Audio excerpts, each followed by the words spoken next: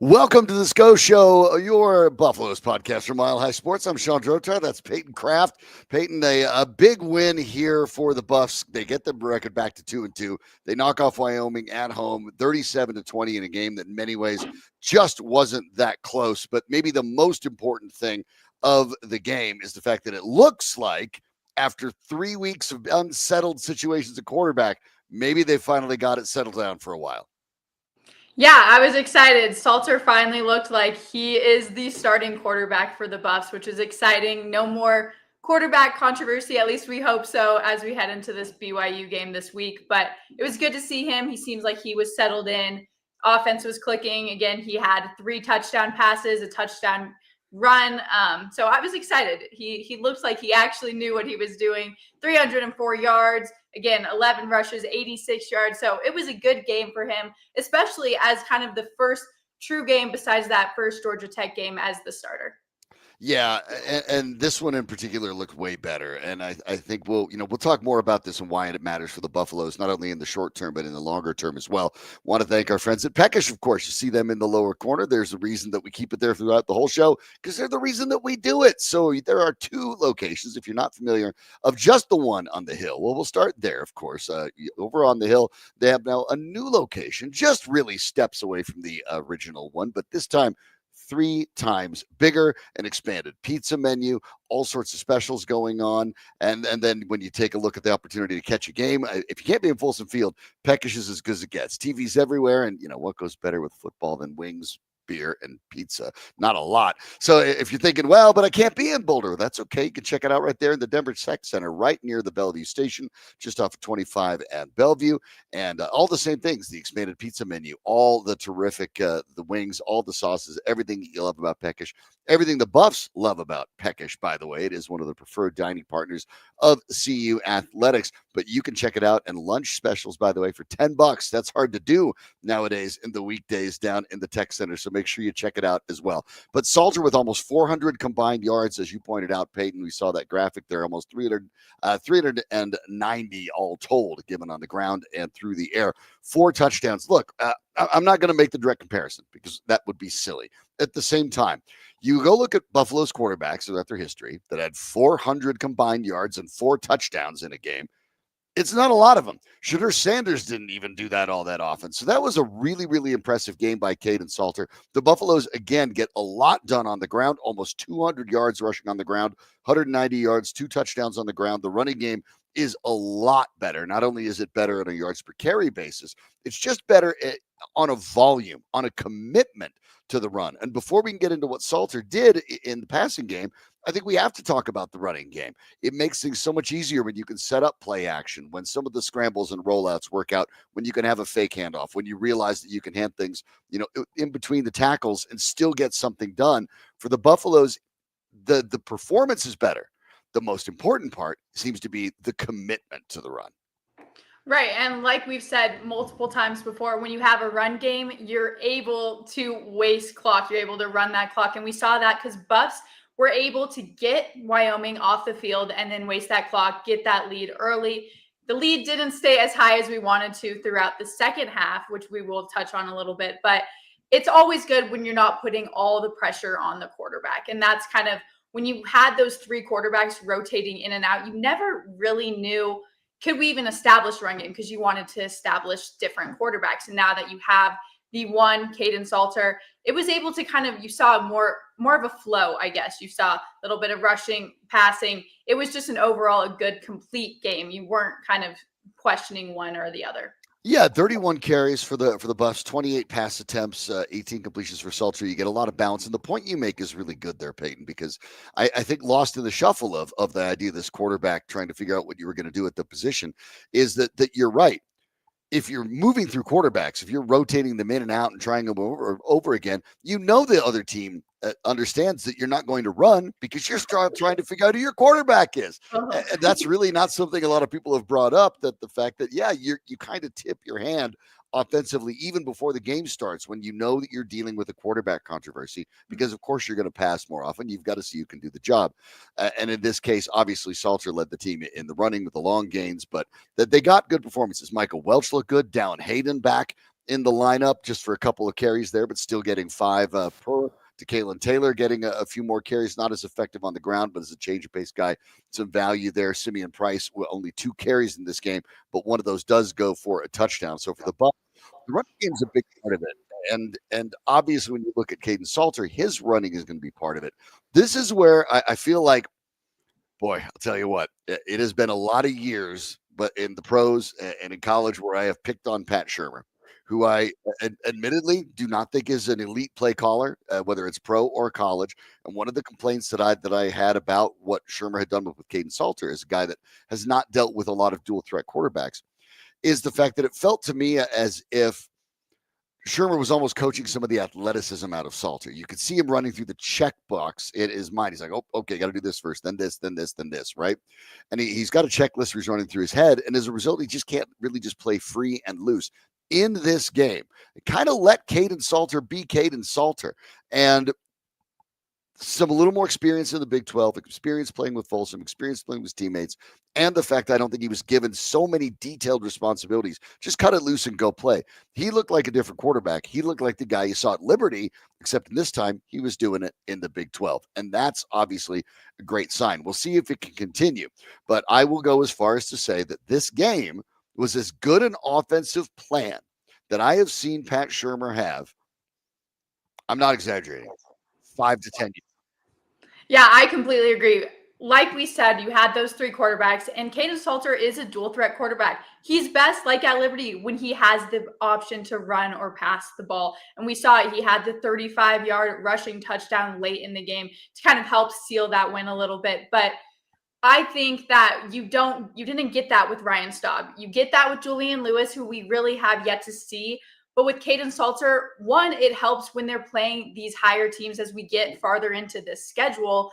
They aren't going to be, if you are a quarterback that they know is just going to pass all the time, it's pretty easy to fix your defense around that. And with Kaidon Salter, since he is that dual threat quarterback, it makes it a little harder for these teams. And you're about to be playing some ranked teams as we get into these later weeks.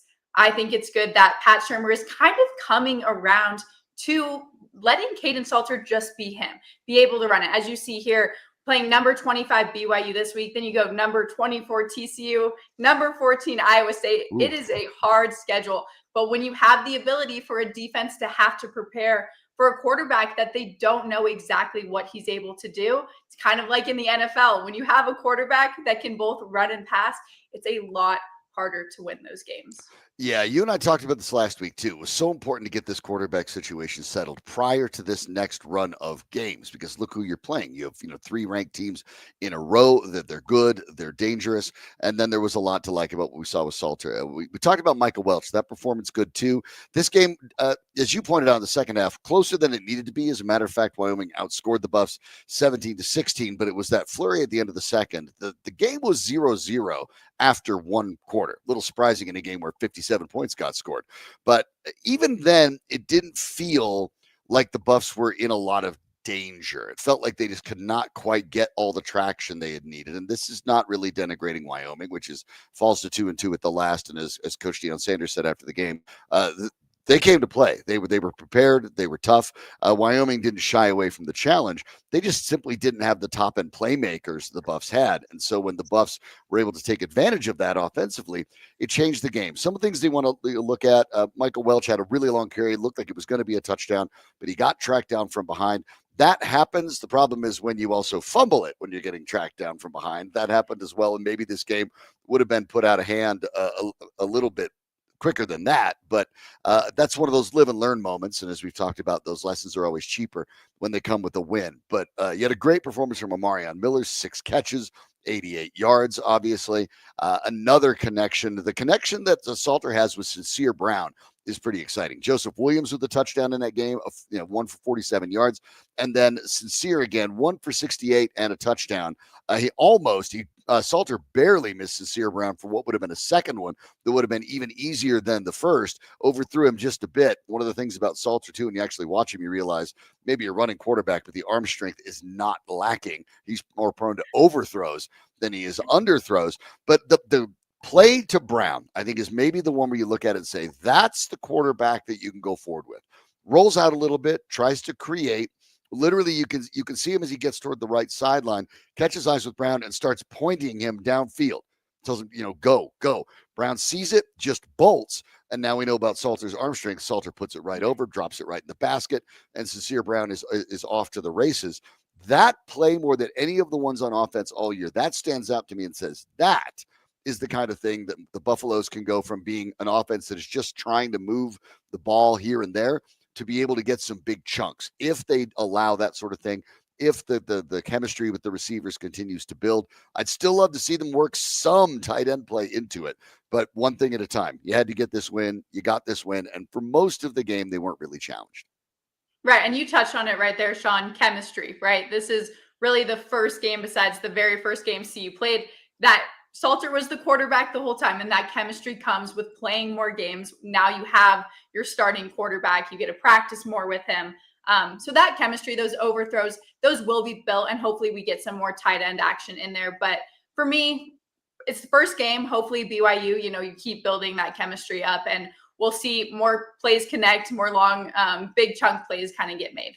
Yeah, the Buffs defensively, again, a couple things you still want to watch. Big runs still gashing that defense. Samuel Harris, who was kind of funny, the depth chart that Wyoming had provided, Samuel Harris was the number 4 running back. He came out with the first team, so that's not really how it works. Not that I'm saying anything is unbecoming there, because on the Buffs' own depth chart, even quarterback was listed as Kaidon Salter or Julian Lewis or Ryan Staub. They had all 4 of their running backs saying or. So I mean, it's just college football. Nobody wants to give away anything on their depth charts. But Harris was effective all game. He had a 50-yarder, one of those big long ones that it seems like the Buffs have given up in almost every game. 126 yards on 19 carries. They were coming forward into this rest of the season. The attention to detail against the run has to be better. Now, the Buffs are infinitely better. I mean, we're talking about a team that didn't even average 70 a game, and they're averaging over 100 a game now, at least in the last few. But Wyoming was able to keep this game relatively close in the second half, and they had 41 carries to 26 passes. So, I mean, they were definitely a run-forward team. And for the Buffaloes, they still weren't able to necessarily pull away, because that focus on the ground game defensively more than anything else, I think that's what you have to see on the Buff side of the ball.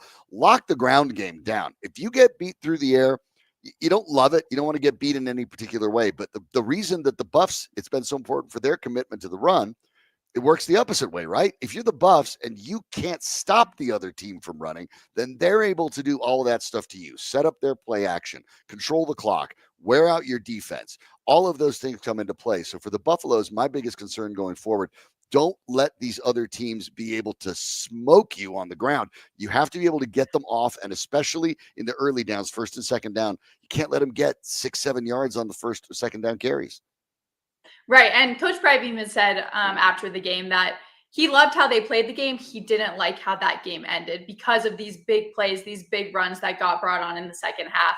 And I agree. When you control the run, and it's right, you want to be the one controlling the runs. The Buffs want to be. But when it's the other team, again, it's controlling that clock. It's making sure you have control of that game. And I think that's a big thing going forward, especially as you get into teams that have a quarterback that can run. Again, we love a dual threat quarterback, but you don't love it when it's on the other team, because then you have to focus on that as well. And I think that's a big concern with the Buffs, is controlling the time and the tempo when you have a quarterback that has that ability to run. Yeah, so good signs for the Buffaloes. You don't want to get over excited about it. It is Wyoming, and with no intended disrespect, we went through the numbers with Matt Smith on the pregame version of the Sko Show that Wyoming was in the hundreds in a lot of their categories, and the Buffs have been too, to be honest. But you don't look at it and think Wyoming, all right, well, they beat Wyoming. They kind of had control of the game, even though it didn't go the way they wanted. They're totally ready for BYU this week. Look, not necessarily, but it was nice hearing for at least a week, not hearing things like, well, we practice in the morning, and so that makes these games harder.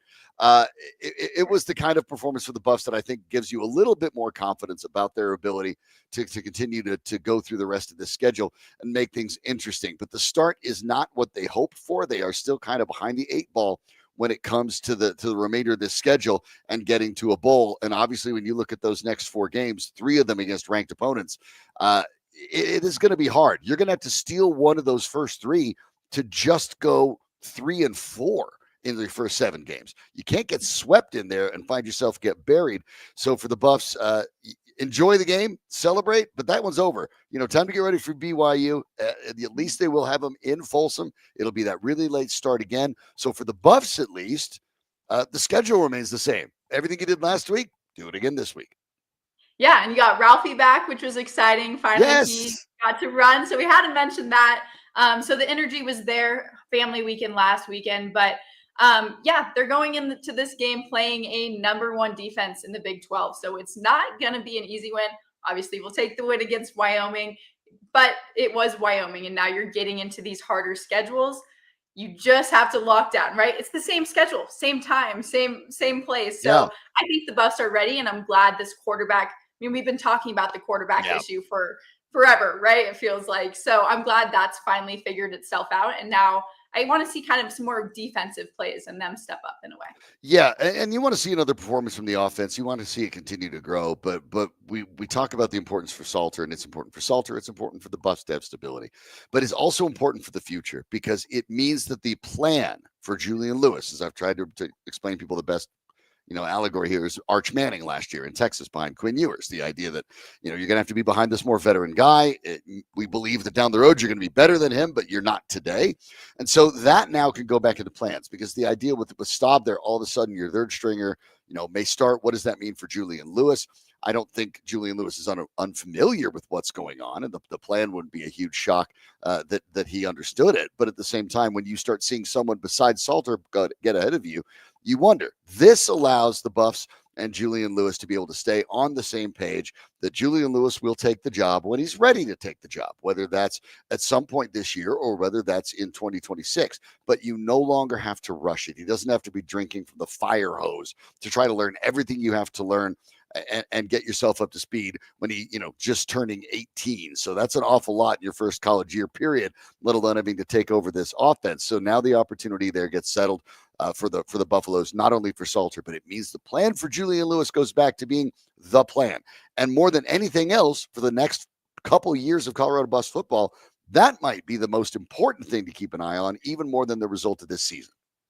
I was going to say that's something that we kind of want to put it a little bit on the back burner just because we still have a whole season to play. Mm-hmm. But Julian Lewis is one of those players that you do want to keep an eye on because if Salter continues to have the game he had against Wyoming and continues to be that starting quarterback, I don't believe we're going to see Lewis play the rest of the season. We have a very tough schedule all the way up until the end. So if you don't see Lewis play at all for this season, what is he going to do? Again, I think he is that #2 quarterback now. After we saw Staub play, I think it went back to the roles of Julian as #2, Staub as #3. But that's something to keep an eye on. If he gets no playing time, and if these games are close, you're going to want to stick with your starter. You're not going to be throwing in your backup quarterback. So it's going to be interesting to see if we don't see him take the field at all for the rest of the season, what is he going to do? Because like we said earlier in the last podcast, he has the ability to transfer if he still thinks that someone else could potentially take that role from him.